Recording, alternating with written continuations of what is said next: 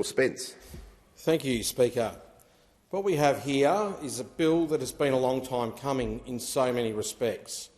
This is a bill, the main pillars of which were announced whilst in opposition.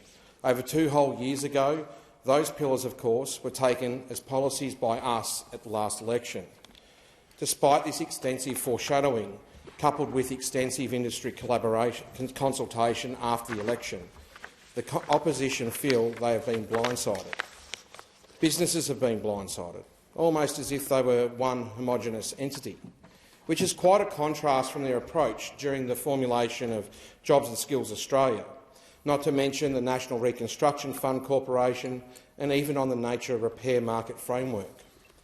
But it is the allure of digging a trench and forming a battle line as part of the old war, the long war, that those opposite have waged against those who earn a living wage and go about their working life, hoping to avoid suffering from unscrupulous, unjust or unsafe practices by their employers. You'd like to hope that isn't too much to ask for.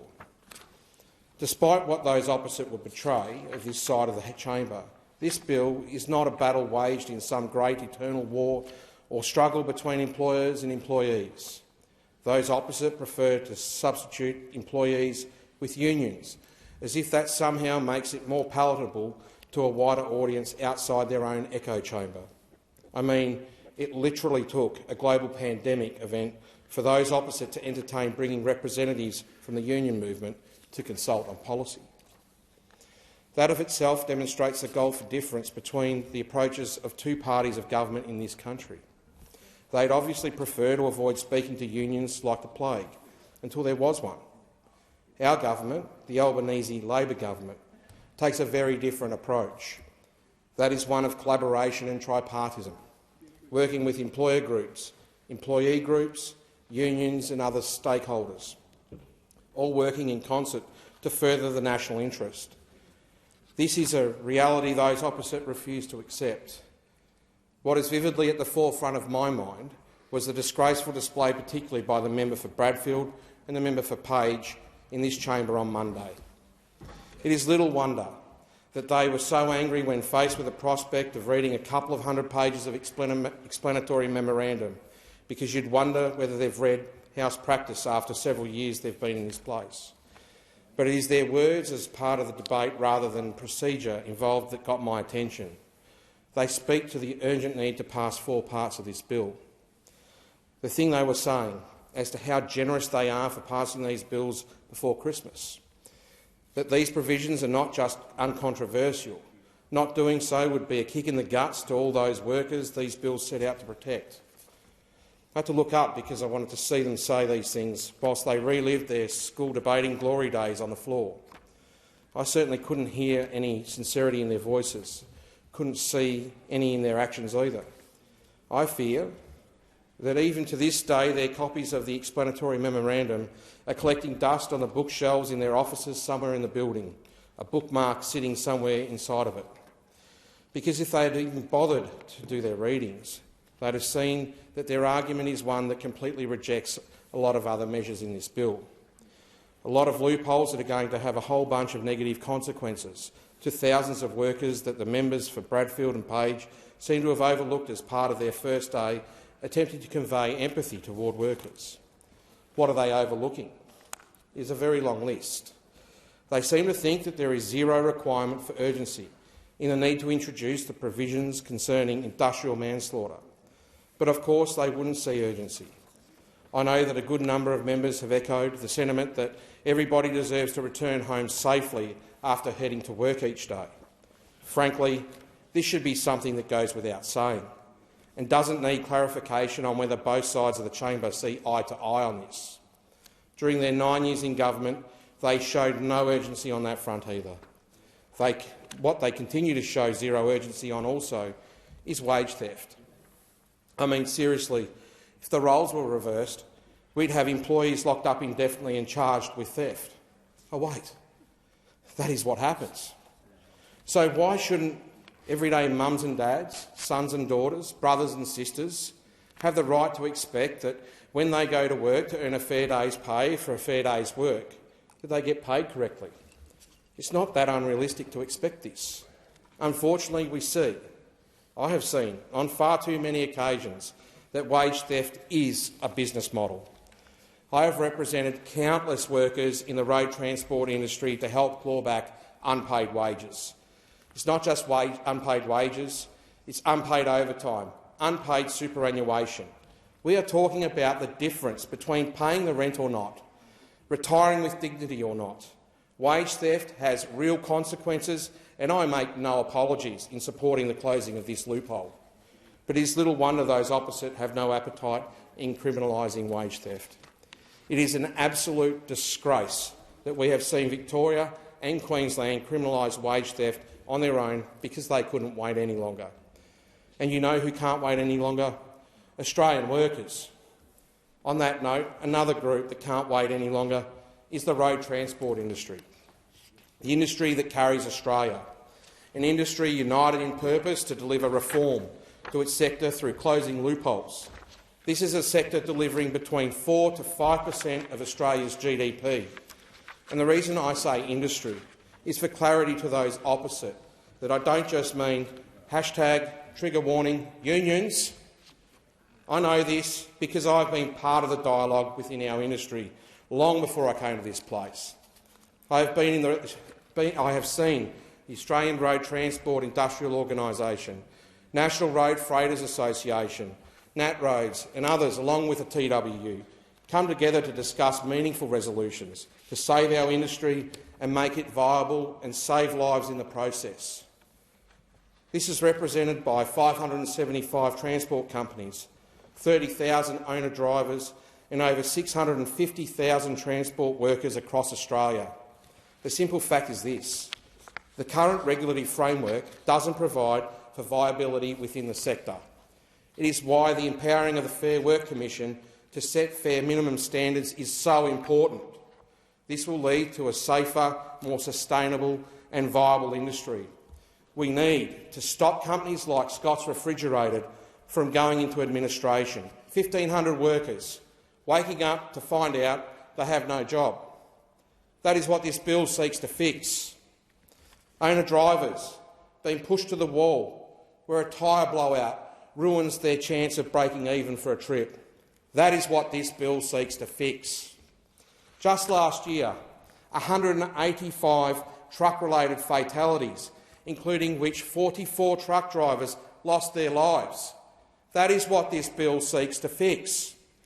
As to why the member for Bradfield and the member for Page don't believe addressing this as a matter of urgency beggars belief.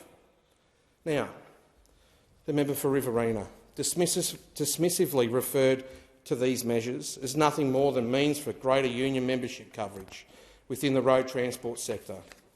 This, despite the vast majority of both employer and employee organisations and business groups in this sector calling out for these reforms. But the member for Riverina, as he regularly says, was a union member for 21 years. And now he joins in the chorus on the other side of the chamber that sees the whole industry united and discounts their joint position that widely support these provisions in the bill. It's almost as if more workers joining a union is a price they feel isn't worth paying in order to avoid more blood being spilled on our roads. The member for Riverina probably has attempted to see if he could refund his union dues over these long years.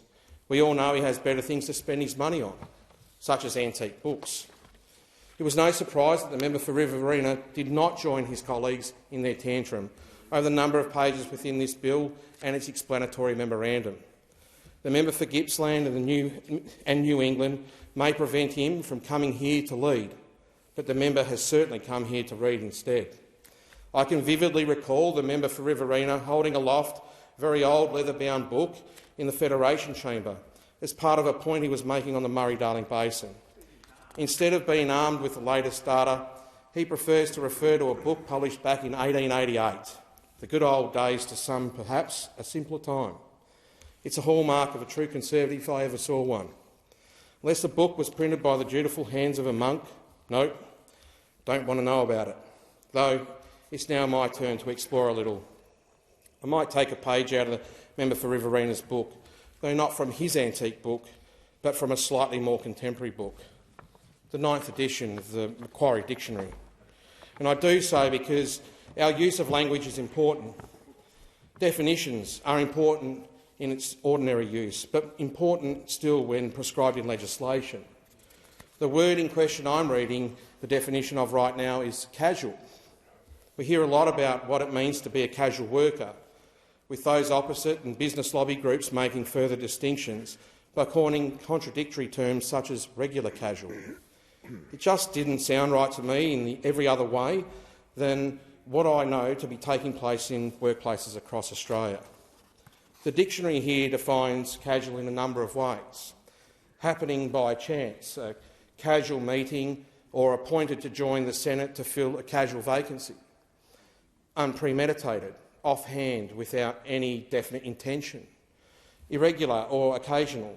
The example used there is she was excellent at her job and she was willing to accept casual employment without any allowance for the time she must inevitably take off; participating in activity occasionally; employed for a short period of time on a rate that is high compared with permanent staff rates, but which does not include benefits such as holiday pay; and lastly, a worker employed only irregularly.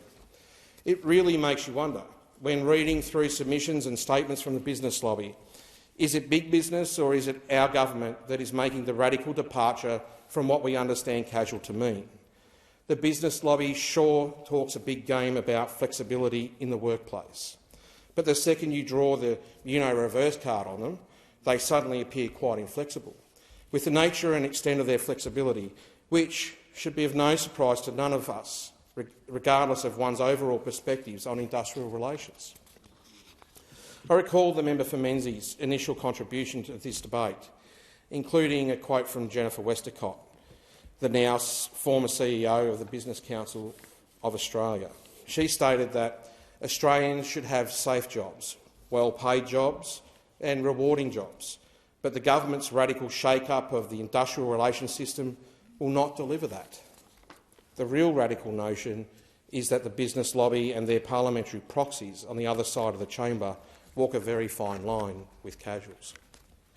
They have no casual disdain for casualisation itself, but merely with those that have pipe dreams of having a stable job, a rewarding job. They had me in the first half of that, not going to lie. The Business Council have even attempted to do a bit of astroturfing with their own special purpose website, casualworksforme.com.au. It was very informative, if role play is your thing, and far be it from me to judge. After scrolling through the page, a number of examples of workers whose lives were about to be destroyed by the very prospect of obtaining secure full or part-time work. And we can see once more the fifth horseman of the apocalypse showing itself after not quite making the cut in the book of Revelations. Conquest, war, famine, death, and secure and stable employment. Doesn't quite have the same ring to it as the others. In one of the examples, we met Nick, a casual retail worker who is saving for a holiday. I hope Nick is a proud member of the SDA. As their website states, Nick's saving for an overseas holiday and his higher hourly rate as a casual helps him reach that goal faster. But we skip to Nick somehow magically becoming part-time and he loses his dreams. His life is ruined. This scenario also fails to mention that Nick, being on holiday, if he still were a casual employee, would be earning $0, 0 cents, nothing for that entire time. This goes for casual workers on a holiday, but equally so when they are sick. We all know bills aren't casual. We can all remember during the height of COVID-19, many casual workers were left with a choice to make. Do they try to mask their illness and spread it, or do they stay home and earn zero? Nothing. Nada. The craven motives behind those opposites' tactics and stances on this legislation is basically the only form of transparency they are capable of consistently displaying. These loopholes need to be closed, urgently and frankly. We need many of them closed yesterday, and much sooner than that too. For these reasons and so much more, I commend this bill to the House. The question is that the amendment moved by the honourable member for Mayo be